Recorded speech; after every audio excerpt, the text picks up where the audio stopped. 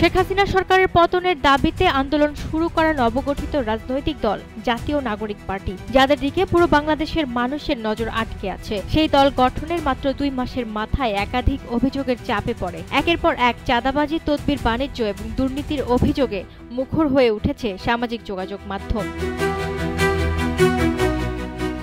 সম্প্রতি ভাইরাল হওয়া একটি ভিডিওতে দেখা যায় এনসিপির কেন্দ্রীয় সদস্য ইমামুর রশিদ ইমন এক নারীর কাছ থেকে নগদ 7 লাখ টাকা গ্রহণ করছেন। ভিডিওতে ওই নারী বলেন, এখানে 7 লাখ 10 লাখ টাকার কথা ছিল, একটু ক্রাইসিস বুঝে নিত। অভিযোগ অস্বীকার করে ইমন জানান এটি ছিল পার্টির অনুদান আর তিনি দলের কোষাধ্যক্ষের কাছে তা জমা দিয়েছেন।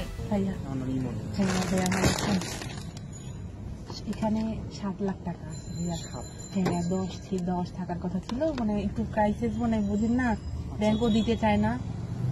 7 লাখ টাকা আছে। ভাইকে বলছেন কিছু? হ্যাঁ বলছি। 7 এর কথা বলছেন? হ্যাঁ, আমি বলছিলাম ওনাকে, কিন্তু 7 আছে আপাতত।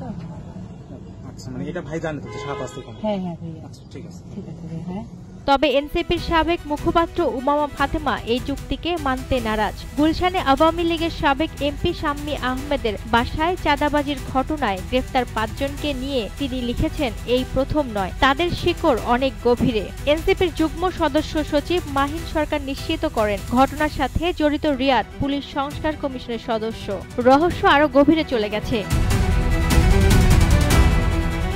এদিকে চাঁদাবাজির অভিযোগ আরো জোরালো হয় পার্বতীপুরে। বড়পুকুরিয়া কয়লাখনির স্ক্র্যাপ পরিবহনকারী ট্রাক আটকে চাঁদা দাবি করেন উপজেলা এনসিপির মুখ্য সংগঠক তারিকুল ইসলাম। পরে সেনাবাহিনী ও র্যাব যৌথ অভিযানে তাকে গ্রেফতার করে। পুলিশ জানায়, সেনা কল্যাণ সংস্থার পক্ষ থেকে 16 জনের নামে মামলা হয়েছে। এর মধ্যে তারিকুল ইসলাম প্রধান আসামি। ঘটনার পর 2 ছাত্র সংগঠন থেকে 5 নেতাকে বহিষ্কার করা হয়েছে। এছাড়া বৈষম্য বিরোধী ছাত্র আন্দোলন ও গণতান্ত্রিক ছাত্র সংসদ থেকে একযোগে নেওয়া হয় শাস্তিমূলক ব্যবস্থা। এ বিষয়ে এনসিপির দক্ষিণাঞ্চলের মুখ্য সংগঠক হাসনাত আব্দুল্লাহ বলেন, এনসিপি কোনো চাঁদাবাজের দল নয়, আমরা ফ্যাসিবাদের কবর রচনা করেছি।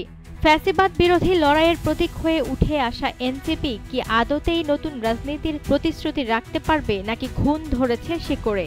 এটাই এখন সাধারণ মানুষের চিন্তার বিষয়।